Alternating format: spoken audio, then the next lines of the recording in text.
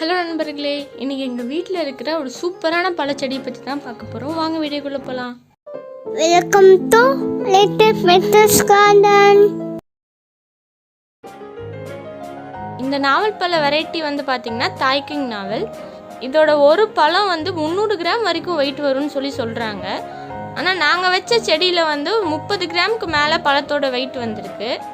இது காய்க்கிற விதத்தெல்லாம் வச்சு பார்க்கும்போது எப்படி ஒரு 50 கிராம் ரீச் ஆகும்னு சொல்லி எங்களுக்கு நம்பிக்கை இருக்குது. இந்த நாவல் பழம் வந்து செங்காயாக இருக்கும் போது வந்து நார்மலான நாவல் பழம் என்ன டேஸ்ட்டில் இருக்குமோ அப்படி தான் இருக்கும். ஆனால் இது நல்லா பழுத்து நல்லா பிளாக் கலர் வரும்போது டேஸ்ட் வந்து நல்லா ஸ்வீட்டாக இருக்கும், கொஞ்சம் கூட துவர்ப்பே இருக்காது. இந்த செடி வந்து நாங்கள் லிட்டில் பிரின்சஸ் கார்டனில் வச்சு கிட்டத்தட்ட ஒரு 1 இயருக்கு மேலே இருக்கும்.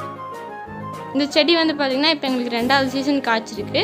ஆனால் இந்த டைம் வந்து பார்த்திங்கன்னா போன சீசனோட நிறையா காய்ச்சிருக்கு. அதே மாதிரி சைஸுமே கொஞ்சம் பெருசாக வந்திருக்கு.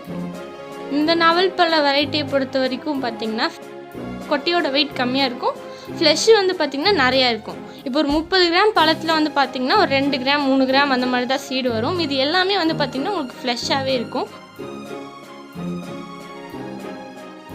ஒரு வீட்டில் வந்து ஒரு 10 பழச்செடி வைக்கணும்னு பிளான் பண்ணால் அதில் கண்டிப்பாக 5 இடத்துக்குள்ளே வர வேண்டிய ஒரு பழச்செடி தான் வந்து இது.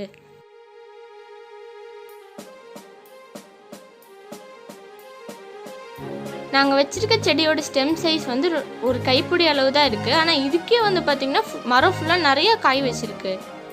இது வரைக்கும் நாங்கள் சாப்பிட்ட எல்லா நாவல் பழத்தை விட இந்த வெரைட்டி வந்து ரொம்ப சூப்பராக இருக்குது. நாவல் பழ பிரியர்கள் வந்து கண்டிப்பாக வைக்க வேண்டிய ஒரு வெரைட்டி தான் இது. இதில் மைனஸ்ன்னு சொல்லிக்கிறதுக்கு எதுவுமே இல்லை. இது கோயம்புத்தூர் கிளைமேட்லேயே நல்லா வெயில் தாங்கி வளருது.